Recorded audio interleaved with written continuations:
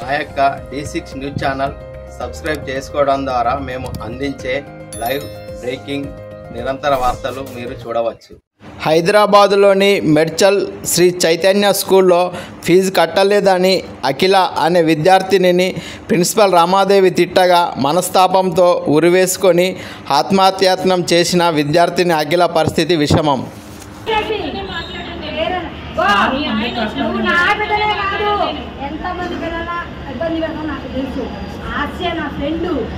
లక్ష్మి నా ఫ్రెండ్ పిల్లలు ఉన్నారు, డబ్బుల విషయంలో నువ్వు ఎంత బాధ పెట్టాలో నాకు తెలుసు. నా బిడ్డకి ఎవరైతే నువ్వు ఎంప్లాయ్ అయితే నీ మేనేజ్మెంట్ అనాలనుకోండి తప్ప తీసుకుపోయారు. 22,000 కొన్ని ఇచ్చి పంపించాను లాస్ట్ ఇయర్. అవును నేచర్లో నీకు స్కూల్లో ఉన్న బట్టి నీకు రెస్పాన్స్ నేచర్ మా ఆయనకి నీ బాబు మొత్తం నాశనం. నా బిడ్డ పోయి నా కొడుకు పోయి నీ స్కూల్ ముందే సూసైడ్ చేసుకున్నాను. నా బిడ్డకి స్కూల్లో లేనప్పుడు నేను ఏ స్కూల్ ముందే చచ్చిపోతా. నేను చచ్చిపోను అనుకుంటా ఈ స్కూల్ ముందే అనుకుంటా చచ్చిపోతా. స్కూల్ మీద ఎందుకో తెలుసా ఆ పిల్లల్ని ఎంత చదువుకున్నాం అందరికీ తెలుసు. ఇక్కడ ఉన్న తెలుసు.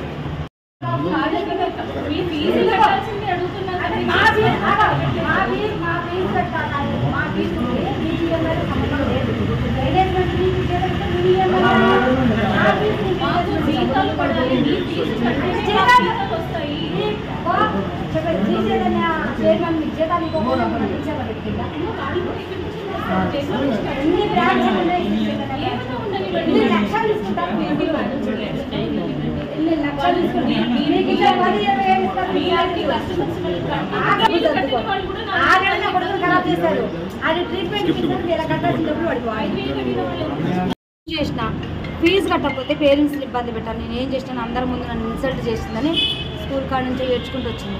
మా ఇంట్లో పని ఉంటుంది, పూలమ్మ అని ఉంటుంది. పూలమ్మకు కూడా చెప్పింది. పూలమ్మ ప్రిన్సిపల్ మేడం నన్ను చాలా టచ్. నేను నైటీ మీదనే ఉన్నా. వెళ్దాం ప్రిన్సిపల్ కాడికి నేను మాట్లాడతాను. ఆమెకి ఎవరిచ్చారు నేను మన తిట్టే రేట్స్ ఫీజుల గురించి నేను చెప్తాను. నా బిడ్డ చాలా డిప్రెషన్గా ఫీల్ అయ్యి సూసైడ్ చేసుకున్నాను. యశోదలో అడ్మిట్ అయింది. పేరు అఖిల.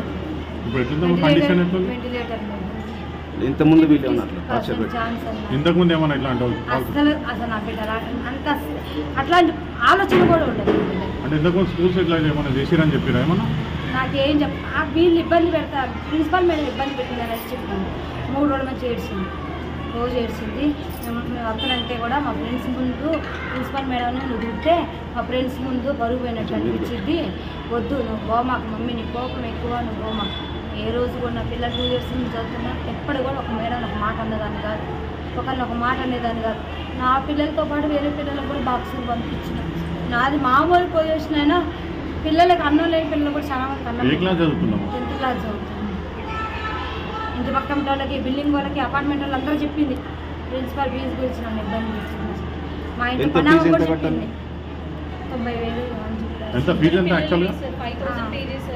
90,000 ఇవ్వ కట్టాలన్నారు. లాస్ట్ ఇయర్ కొంచెం పెండింగ్ ఉంది. మొత్తం కలిసి మన 22,000 ఇచ్చిన.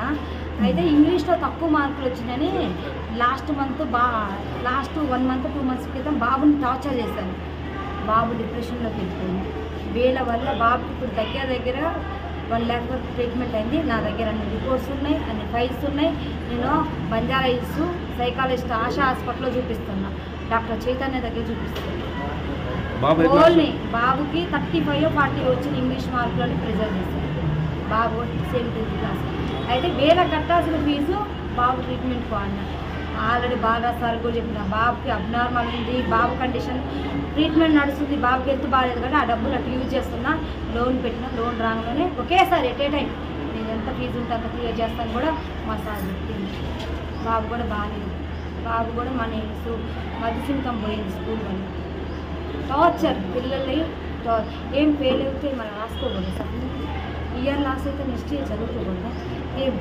ఎందుకు పిల్లలు లేనప్పుడు చదువు ఎందుకు? ఇంకా పిల్లలు బతుకుండి పిల్లలు బాగుంటే కండి చదువు కావాలి.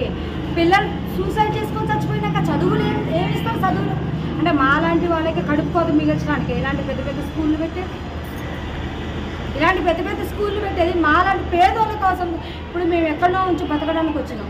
మేము మేము తెలుగు మీడియం చదువుకున్నాం, సరైన జాబులు రాలేదనే కదా పెద్ద పెద్ద స్కూల్లో వేస్తే ఇంగ్లీష్ మీడియం చదువుకొని ఫారెన్ కంట్రీస్ అటు ఇటు పోతారు, మంచిగా మా పిల్లలు సెటిల్ అవుతారనే వేసాక మా పిల్లలనే భూముల మీద నుంచి లేకుండా చేస్తే మీరెందుకమ్మా ఇలాంటి స్కూళ్ళు పెట్టుకొని ఏం చూసారు? కొంతమంది పిల్లల్లో ఒక పాప స్కూల్ ఫీజు కట్టకపోతే మీ మేనేజ్మెంట్కి ఏమైనా కోట్లు నష్టం వస్తుందా? కరోనాలో పేరెంట్స్ చచ్చిపోతున్నారు కదా, దత్తా తీసుకొని చదివించిన స్కూల్స్ లేవా? ఒక పేరెంట్ ఒక పిల్ల 100 మంది పిల్లలు ఒక పిల్ల కట్టకపోతే మీకు కోట్లు నష్టం వచ్చిందా? కోట్లు నష్టం వచ్చిందా? ఏం నష్టం వచ్చింది? మేనేజ్మెంట్కి ఎక్కడ నష్టం వచ్చింది? శ్రీ చైతన్య వీటి పేరుతో పిల్లల్ని చంపుతున్నారు. ఇంకో నాలాంటి తల్లిదండ్రులు మాత్రం ఇలాంటి స్కూళ్ళల్లో ఏమాకండి పిల్లగాళ్ళు, ఇలాంటి స్కూళ్ళల్లో వేసి మీ పిల్లగాళ్ళు చంపుకోరు. వీళ్ళు ఎంత టార్చర్ పెడతారో తెలుసు. రైటింగ్ తప్పితే చదువుకోలేదు.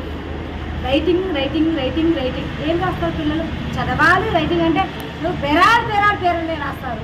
పేరాలు చదువుకోకుండా పేరాలు రాస్తే వస్తుంది, పాస్ అయిపోతారు.